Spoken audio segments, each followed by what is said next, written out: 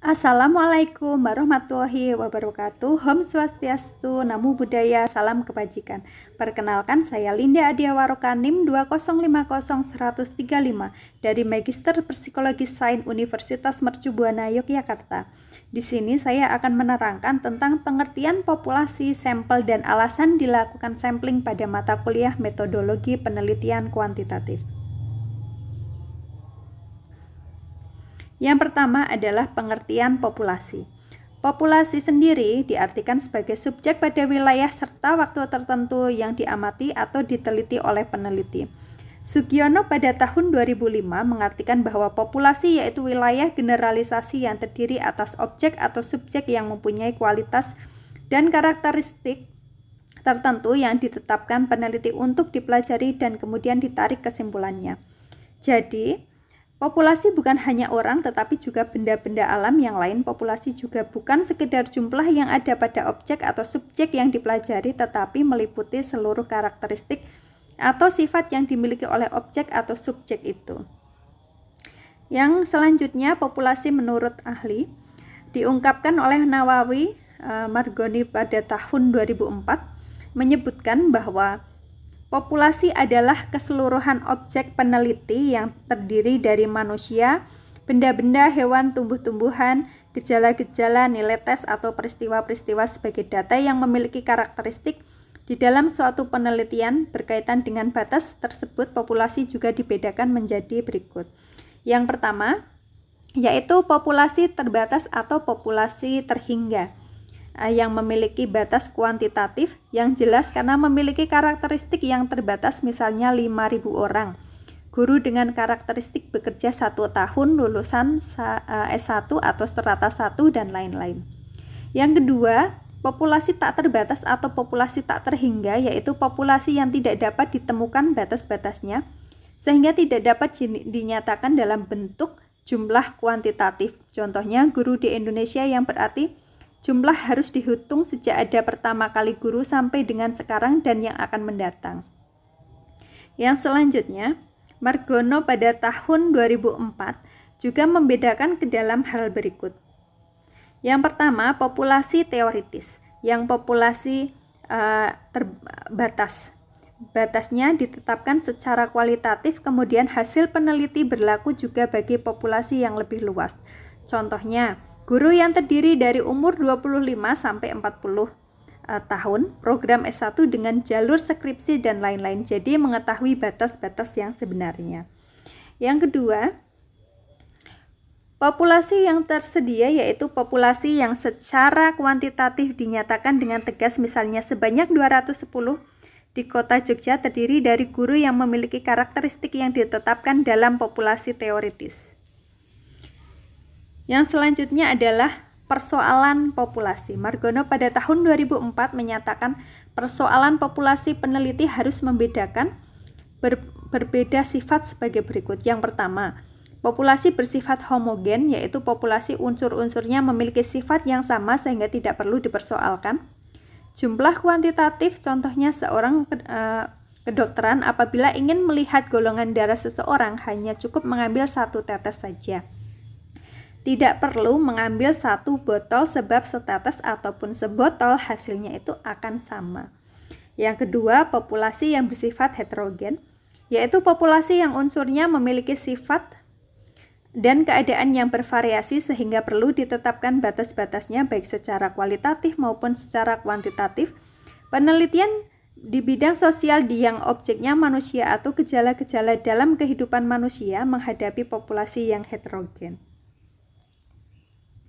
Yang selanjutnya adalah pengertian sampel. Sampel adalah sebagian atau wakil populasi yang diteliti. Ini merupakan dari Ari Kunto pada tahun 2002. Adapun pendapat yang lain yaitu oleh Sugiono pada tahun 2001 bahwa sampel yaitu sebagian dari jumlah dan karakteristik yang dimiliki oleh populasi. Bila populasi besar dan peneliti tidak mungkin mempelajari semua ada pada populasi, contohnya karena keterbatasan dana, tenaga, waktu, maka peneliti dapat menggunakan sampel yang diambil dari populasi tersebut. Kesimpulannya akan diberlakukan populasi untuk sampel yang diambil dari populasi harus betul-betul representatif.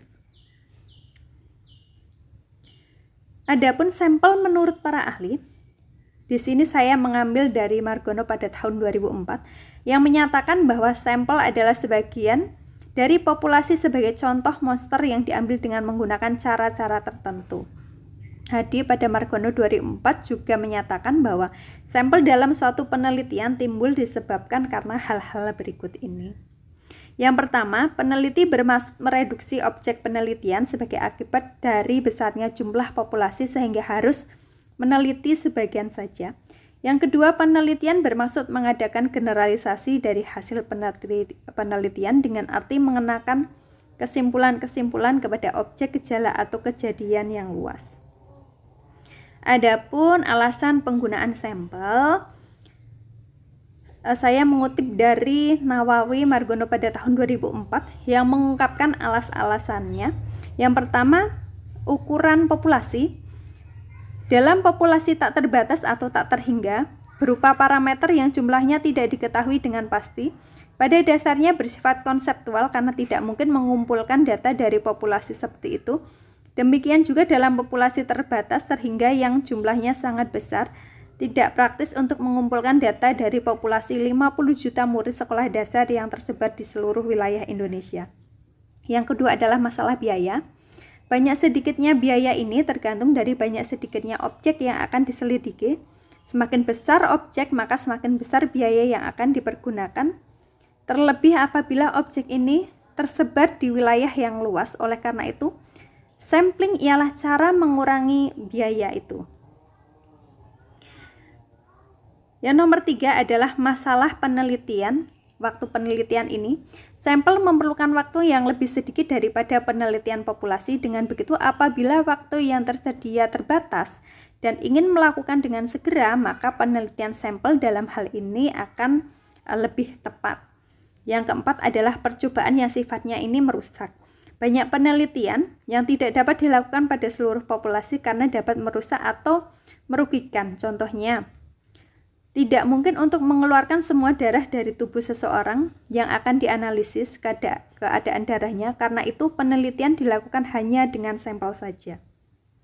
Yang kelima adalah masalah ketelitian, yaitu dari segi yang diperlukan agar kesimpulan cukup dapat dipertanggungjawabkan. Ketelitian dalam hal ini yaitu pengumpulan, pencatatan, dan analisis data penelitian terhadap populasi. Belum tentu ketelitian terselenggara. Boleh jadi peneliti akan bosan dalam melakukan tugas-tugasnya. Untuk menghindari semua ini, penelitian sampel memungkinkan ketelitian dalam suatu penelitian. Yang keenam adalah masalah ekonomis. Pertanyaan yang selalu diajukan sebagai seorang peneliti, apakah kegunaan dari hasil penelitian sepadan dengan biaya atau waktu dan tenaga yang dikeluarkan? Apabila tidak, mengapa harus dilakukan penelitian? Dengan begitu, peneliti sampel pada dasarnya akan lebih ekonomis daripada penelitian populasi. Yang terakhir, mengapa kita perlu melakukan sampling? Kita perlu dilakukan karena mengetahui karakteristik suatu populasi. Penggunaan sampel merupakan sesuatu yang penting bahkan didasari dalam kehidupan sehari-hari. Penggunaan sampel bukan hal asing lagi pada umumnya. Pemerolehan informasi atau karakteristik sebuah populasi tidak perlu semua anggota populasi diobservasi, tetapi cukup hanya sebagian saja dan anggota populasi tersebut disebut dengan sampel. Suatu sampel sendiri adalah sebagian dari populasi yang ingin diteliti yang ciri-cirinya dan keberadaannya diharapkan dapat mewakili atau menggambarkan ciri-ciri dan keberadaan populasi yang sebenarnya. Dari atas sudah saya rangkumkan. Yang intinya adalah populasi adalah keseluruhan data yang menjadi perhatian kita dalam suatu ruang lingkup dan waktu yang kita tentukan. Jadi populasi berhubungan dengan data, bukan manusia. Kalau setiap manusia memberikan suatu data, maka banyaknya atau ukuran populasi akan sama. Dengan banyaknya manusia, sampel adalah sebagian dari populasi sebagai contoh monster yang diambil dengan menggunakan cara-cara dan teknik sampling. Adalah cara untuk menentukan sampel yang jumlah sesuai dengan ukuran sampel yang akan dijadikan sumber data. Sebenarnya dengan memperhatikan sifat-sifat dan penyebaran populasi akan diperoleh sampel yang representatif. Mengapa perlu dilakukan sampling? Karena untuk mengetahui karakteristik suatu populasi, penggunaan sampel merupakan sesuatu yang penting bahkan disadari dalam kehidupan sehari-hari. Penggunaan sampel bukan hal asing lagi. Pada umumnya, pemerolehan informasi atau karakteristik sebuah populasi tidak perlu semua anggota populasi diobservasi, tetapi cukup hanya sebagian saja, dan anggota populasi tersebut dengan sampel. Suatu sampel sendiri adalah sebagian dari populasi yang ingin diteliti, yang ciri-cirinya dan keberadaannya diharapkan dapat mewakili atau menggambarkan ciri-ciri dan keberadaan populasi yang sebenarnya. Dan ini adalah daftar pustaka, saya ambil dari berbagai buku dan jurnal. Terima kasih, cukup sekian. Mohon maaf apabila masih ada banyak kesalahan. Saya akhiri. Wassalamualaikum warahmatullahi wabarakatuh.